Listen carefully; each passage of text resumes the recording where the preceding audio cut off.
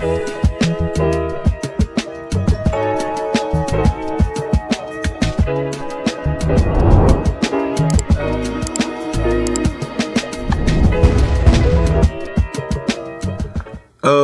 hey everyone, welcome to an episode of On the Wrist from Off the Cuff. It's a really cool little prototype preview for you guys from the brand MONBREY. A little about them. They are a watch brand founded by two Hong Kong-based industrial designers, Henry and Austin. And with 18 plus years of watch design and development experience, they decided to create their own unique brand. Now, in terms of type of watch, this is an everyday dress watch, which has really caught quite a resurgence as of late. But in terms of the key characteristics and the language to look for when you find something within this space, of course, you're going to want to find that clean, classic, minimalist design and something that is sensibly sized. This is their MB2 series Kenkyu, and this is the T2 Starry Blue Prototype. Now, Kenkyu is actually the era when the first shogunate was founded in Japan, and this is taking inspiration from the artistry of samurai weaponry and armor. They named this collection after this memorable era of samurai history, and the collection still does carry that same seminal framework of MONBREY's uniquely angular aesthetic. Its complex angular aesthetics of the watch hands and the indices provide a touch of metallic sophistication at the periphery, complemented by the serene charm of either a jewel steel, as seen here, or mother of pearl dial. These are eventually going to go for full retail at $649, which is honestly still a great deal, but they will be available on pre-order for $486 coming November 4th of this year. So depending on when this gets finished and made and published, it will hopefully give you a little bit of a heads up on when these are available at that pre-order price, depending on when you watch this video. And within that price point, the cool thing is they actually are including the stainless steel bracelet with a toolless micro adjust clasp, as well as a really nice set of Epsom leather straps. So it's a two-piece strap, but one strap, but it's really nice. It does have a really nicely finished pin buckle, which I think matches the quality of the case and bracelet really, really nicely. So with all that said, let's go ahead, zoom the camera out, get this piece in hand, and take a closer look. Okay, guys, now in terms of the dimensions, look at that dial. Very cool, very dynamic. But in terms of the dimensions on here, just 37.5 millimeters. So for those of you that want smaller watches, this is right up your alley. And for those of you that might not be crazy about the smaller size, I will say this wears really well for a 37.5 millimeter watch. It also does have a 12 millimeter thickness, and that is including that crystal. I mean, without it, you're closer to 10 millimeters, which I think is a nice point, target point. In terms of the lug to lug, another great number, 45.4 millimeters lug to lug, right? And I know visually you might be looking at this thinking, oh, those lugs might look a little long. But I will say again, it has to do with the proportions. The ultimate dimensions are again very, very tidy for this. Also, for those of you that were fans of the MB1, which was Cybertruck inspired and definitely had a real clear hint of King Seiko 44KS, I will say that here you're getting those turned down lugs that you've been really, really calling for, and I think it comes together really beautifully. Now you're going to get 316L stainless steel in a brushed and polished finish, and you can see very nice brushing and polishing as you would expect from MONBREY. Now the crystal is a very nice little box dome, double dome sapphire, so that means it's domed on the under and the outer, but I will say it's a very mild type of curvature on there. Almost looks like just a flat chamfered sapphire, but still, regardless, very, very legible. And the nice thing is when you get it very close here, you can really enjoy this, and you're not going to have to face any distortion besides really at the outer reaches of the dial. My goodness, look at that little hand stack cap there. Really nice. Now the bezel here is a fixed bezel, but it does have some nice dual finishing there. You can see that nice beveled edge there on the outer, and then the upper has a nice clean brush to it. Getting it to the crown, which is screw down, which does make the 100 meters of water resistance on this watch nice and confidence inspiring, is actually nicely signed. And I think not just signed, I mean just decorated. Look at the detail that went into this particular crown. So I think tactile wise, in terms of the engagement, turning it is great, but it also looks very nice. There's a great attention to detail there that I absolutely can appreciate. Now on the case back side, in typical kind of MONBREY fashion, they went for the more sterile type of case back, similar to something you might see like on a Rolex. But with that, they really do work to get that extra level of magnetic resistance up to 4800 AM. So the nice thing is that you're getting the movement in here, which is an automatic Miyota 9039 automatic, but also a no date, which is great. So there's going to be no ghost position.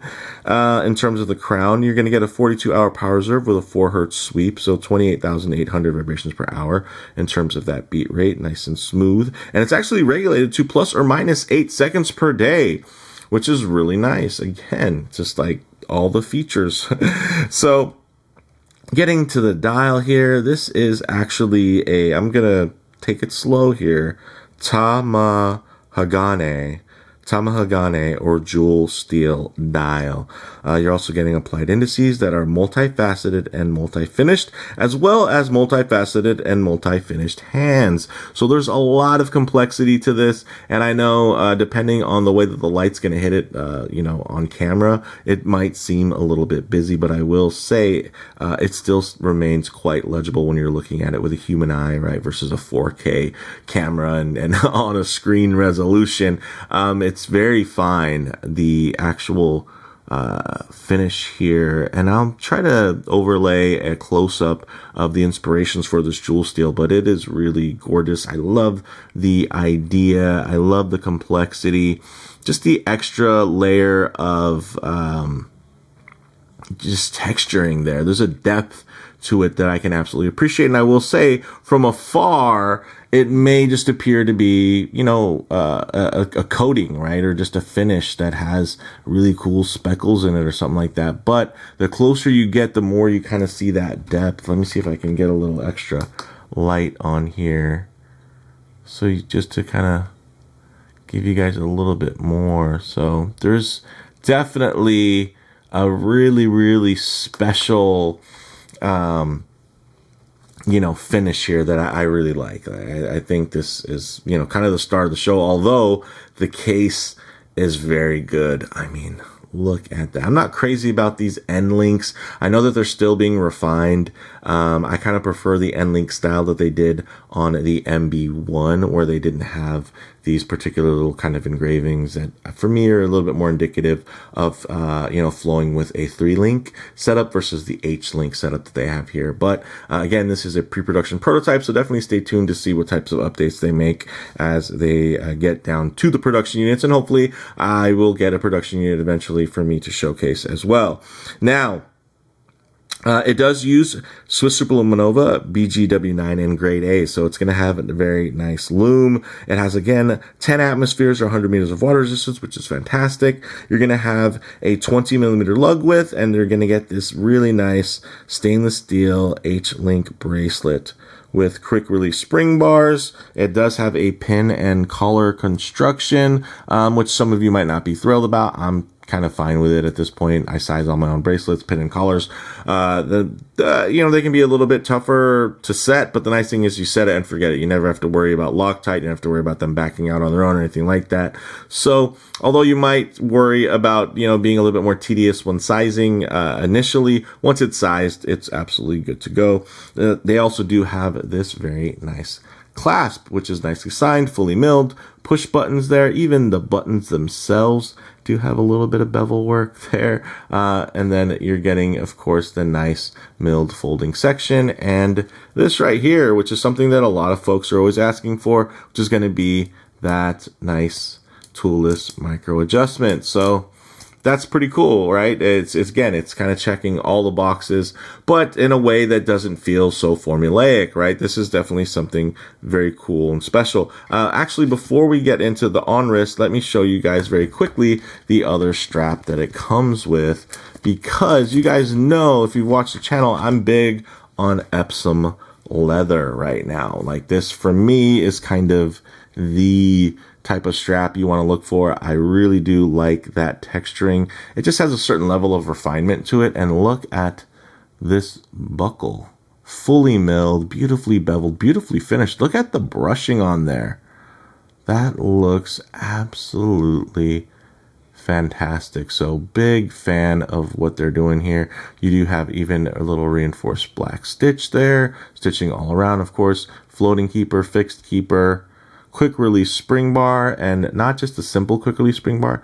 They milled out an actual nice little lever for you to put against your thumb, versus sometimes you see the ones that look like they're just kind of screwed in, and you know, they're just not quite as refined feeling. I feel like these are definitely quite nice. You can see a little bit on the thicker side, but they're still very, very soft. So once you break these in, these are going to be fantastic, and I think do flow really beautifully with this watch. But for most of you, you're going to want to just stick to this bracelet, because it's a looker. I mean, it absolutely flows. It's something that I think, especially with this new updated design, definitely gives you some Grand Seiko vibes. There's actually some manual wind Grand Seiko watches that really, I think, kind of correlate with this aesthetic. But the bracelets are not these really cool angular H-links. They're a little bit more rounded. Here you're seeing the integration of the angles with the roundedness, and I think it all comes together very cohesively. So with that said, let's actually get this on wrist and see how it wears. Okay guys, as you can see on my 7.5-inch wrist, this wears just about perfectly. Check that out. Very, very nice. Great profile, great wrap. You can see the downturned lugs really help the watch just flow on the wrist, which is very nice. Of course, if I get my wrist a bit too close to the lens here, you're going to see a fair amount of perspective distortion, and it's going to make the watch just seem larger than it actually is. Like right now, you're thinking, wow, this guy has a 7.5-inch wrist. Why does this watch look so big if it's a 37.5? So what I like to do is keep my wrist nice and low, and look, you can already see there. Now it seems all of a sudden more proportional. Nothing changed. It's really, again, just that perspective distortion. So what I'll do is tighten up the frame here, but the nice thing is you can actually, sorry about that. You can now get still a more detailed look, but just add a bit of a truer aspect ratio as to how this may lay on your own wrist. And look at how beautifully thin that is.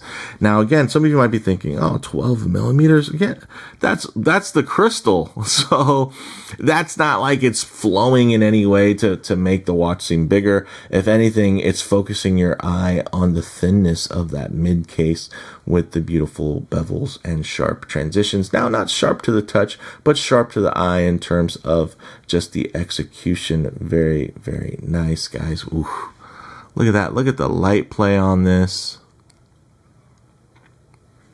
A lot of great angles. So it just comes together. MONBREY, they definitely have an aesthetic. Some of you might be thinking, the logo seems a little large. But I will say it's minimalist text, right? Because there's not a bunch of text everywhere else on the dial. So, you know, I don't mind it at all. I think it's actually quite cool, and it flows quite well. And of course, you know, in reality, this might reflect a little bit differently because, you know, I'm filming this in a dark room with just a couple of studio lights and some reflecting board. Out in the real world, it's going to be reflecting off of much more. So you're going to get a lot more contrast in terms of visibility. So don't be, you know, by any means, don't be discouraged when you look at this dial and think, oh man, like, it looks great, but is it legible? It's definitely highly legible, and honestly, it just feels like a regular watch when it comes to legibility when you're outdoors. And then the cool thing is every once in a while you get in the right lighting situations and this thing really pops and you get a much more dynamic setup than you would get out of a more plain dial. But I will say, out in regular sunlight, out in an open space, right, not reflecting off of a dark room or a dark camera lens, you are going to be able to see all of those reflective surfaces pop and retain a lot more light and reflect a lot more light back at you. So with that said, let's actually get this off of the wrist, set up for some loom shots, low light transition, and closing thoughts. Okay, let's go ahead and hit the lights here. All right, guys. Now this is a dress watch, but the nice thing is you're still getting well applied loom. Now that is strategic. This isn't like they cheaped out on the loom. It's the point of the watch, right? This is not just, you don't want to see a bunch of big chunks of loom on here. Really, you want to see the dial. The dial is the main attraction here, and I think they made the right choice. A really nice thing, though, is you're going to be able to get that nice orientation because they did even go through the trouble of adding that attention to detail with the double pip at 12. So, hey, that didn't go unnoticed, guys. Now, one thing I always like to work in is going to be a bit of a low light transition because honestly, you're not always going to be out in the middle of a field enjoying direct sunlight. A lot of times you're going to find yourself coming in and out of buildings, walking underneath overhangs, or just hanging out underneath the shade of a tree. So it's nice to see what these colors, textures, and finishes render like in less than optimal lighting. And you guys can see here, this is quite dynamic, whether it be the uniform brushing on the flat link bracelet or that deep polish there that is, it's very just strategically used, right? They're not heavy-handed with it. There's just a little glints and glimmer of polish where it needs to be, and the majority of the watch is going to be brushed, which is great because, hey, it's less for it to get scratched, and also it does give it a more daily tool-like aesthetic. But when we look at this dial, my goodness, guys, look at that dial. Look at those indices. The micro finishing, the beveling, the faceting, it just comes together quite beautifully. Whew. That is a good looking watch. And the nice thing is it's not crazy expensive and it's detailed, and it's not like they just tried to imitate a look, right? They created something, and yeah, there are similarities here and there. But I love that they created something that was really, meant to be what it was and not just a lesser version of something else. And I commend that. So closing thoughts, guys, on the wrist, really nice and compact wear that doesn't feel undersized, right? Even for my larger 7.5-inch wrist, with really well dialed in proportions that feel as balanced as they look. So the nice thing is you're getting balance, not just visually, but you're also getting that functional balance of, which is great for a daily watch. So you're getting everyday dress vibes. Now, in terms of model variants, check the site links for current options and availability, and definitely check out their engraved MOP dials, MOP being short for mother of pearl. Those look killer as well. I chose this one out of the two, in terms of which one for me to get my hands on with. This was just gorgeous, but I will say that those mother of pearl dials look really cool. They have this awesome samurai-esque engraved geometric texture to them, and I think it looks fantastic, and I'd love to see one of those in person eventually.